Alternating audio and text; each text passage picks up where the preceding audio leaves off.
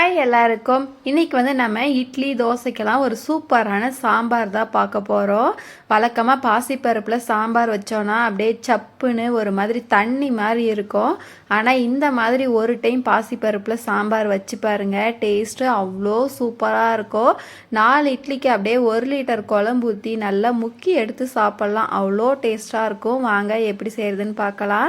குக்கரில் ஒரு சின்ன கிளாஸில் 1 டம்ளர் நான் பாசிப்பருப்பு எடுத்திருக்கேன்.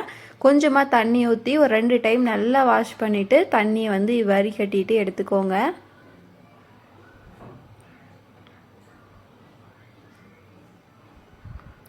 இப்போ இதில் 2 உருளைக்கிழங்கு நல்லா தோல்லாம் சீவிட்டு கட் பண்ணி சேர்த்துருக்கேன். இப்போ நல்லா பருப்பு மூழ்கி வர அளவுக்கு ஒரு பெரிய டம்ளரில் 1 டம்ளர் தண்ணி சேர்த்துக்கோங்க. ஒரு பிஞ்ச் மஞ்சள் தூள் சேர்த்துட்டு குக்கர் மூடி போட்டு ஒரு விசில் ஃபுல் ஃப்ளேம்லேயும் லோ ஃப்ளேமில் ஒரு 5 நிமிஷம் விட்டு அடுப்பை ஆஃப் பண்ணிவிடுங்க. பாருங்கள், குக்கர் ஓப்பன் பண்ணனா நல்லா இந்த அளவுக்கு வெந்து வரணும்.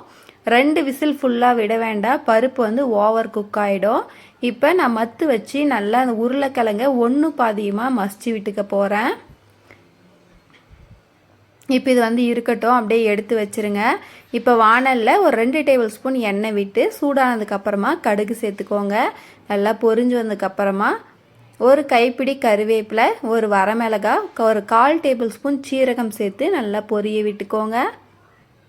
இப்போ சின்ன வெங்காயம் ஒரு 10 சின்ன வெங்காயம் பொடி பொடியாக நறுக்கி வச்சுருக்கேன்.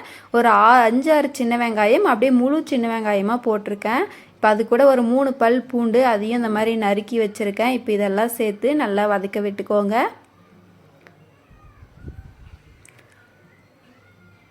நல்லா வதங்கி வரணும். பாருங்கள், இந்த அளவுக்கு நல்லா வதங்கி வரணும். இப்போ ஒரு பெரிய தக்காளி கட் பண்ணி வச்சுருக்கேன், அதையும் இதோடு சேர்த்துட்டு தக்காளியில் கொஞ்சம் உப்பையும் சேர்த்து வதக்கணுன்னா நல்லா டக்குன்னு குழஞ்சி வதங்கி வந்துடும். பாருங்கள், இந்த அளவுக்கு தக்காளி நல்லா மசிஞ்சு வந்ததுக்கப்புறமா நம்ம வீட்டில் ரெடி பண்ண சாம்பார் பொடி, இந்த ரெசிபி நம்ம சேனலில் சாம்பார் பொடின்னு ஒரு வீடியோ இருக்குது, செக் பண்ணி பாருங்கள். சமையல் தெரியாதவங்க கூட இந்த பொடி ரெடி பண்ணிக்கணுன்னா எப்பயும் போல் வெங்காயம் தக்காளி பூண்டெல்லாம் போட்டு இந்த பொடி 1 டேபிள் ஸ்பூன் போட்டு சாம்பார் தக்காளி சாதம் இப்படி எல்லாமே செஞ்சுக்கலாம், டேஸ்ட்டு சூப்பராக இருக்கும். இப்போ நல்லா நம்ம சாம்பார் பொடி போட்டு கலந்து விட்டதுக்கப்புறமா நம்ம வேக வச்சு எடுத்து வச்சுருக்க பருப்பு உருளைக்கிழங்கையும் சேர்த்து நல்லா கலந்து விட்டுட்டு தேவையான அளவுக்கு தண்ணியும் சேர்த்து நல்லா கலந்து விட்டுக்கோங்க. இப்போ உப்பு மட்டும் சரியாக இருக்கான்னு செக் பண்ணிக்கோங்க. சாம்பார் பொடி தவிர வேறு எதுவுமே நான் சேர்க்க போகிறதில்ல.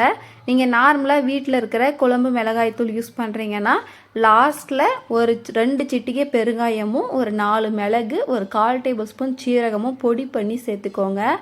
இப்போ சாம்பார் நல்லா ஒரு 10 நிமிஷம் கொதிக்கணும். பாருங்கள், நல்லா ஒரு 10 நிமிஷம் கொதிச்சு நல்லா திக்காயிடுச்சு. நான் கொஞ்சம் திக்காக தான் சாம்பார் வைக்க போகிறேன். நல்லா கொதிச்சு வந்ததுக்கப்புறமா மேலாப்பில் மல்லித்தலை கட் பண்ணி சேர்த்துட்டு நல்லா கலந்து விட்டுட்டு அடுப்பை ஆஃப் பண்ணிவிடுங்க.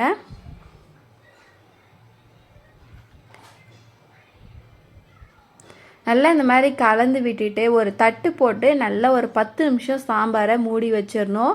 எப்பவுமே சமைச்ச உடனே சாம்பார்லாம் போட்டு சாப்பிட்டோன்னா டேஸ்ட் அவ்வளோவா நல்லா இருக்காது. ஒரு 10லேருந்து 15 நிமிஷம் அந்த சாம்பாரை நல்லா ரெஸ்ட்டில் விட்டுட்டு அதுக்கப்புறமா சாப்பிட்டு பாருங்கள். ஒரு 15 நிமிஷம் விட்டு நான் ஓப்பன் பண்ணுறேன். நல்லா திக்காக சூப்பராக சாம்பார் ரெடியாக இருக்குது. இப்போ அப்படியே ஒரு 3 இட்லி வச்சு அது மேலே ஊற்றுற பாருங்கள், எவ்வளோ சூப்பராக இருக்குது பார்க்கவே. நீங்களும் கண்டிப்பாக இதே மாதிரி சாம்பார் ஒரு டைம் வச்சு பாருங்கள், இட்லி தோசைக்கெலாம் ரொம்ப சூப்பராக இருக்கும். இந்த ரெசிபி உங்களுக்கு பிடிச்சிருந்தால் லைக் பண்ணுங்கள், ஷேர் பண்ணுங்கள், சேனலை சப்ஸ்கிரைப் பண்ணுங்கள், உங்கள் ஃப்ரெண்ட்ஸ் அண்ட் ஃபேமிலிக்கு ரெசிபியை ஷேர் பண்ணுங்கள். தேங்க்யூ.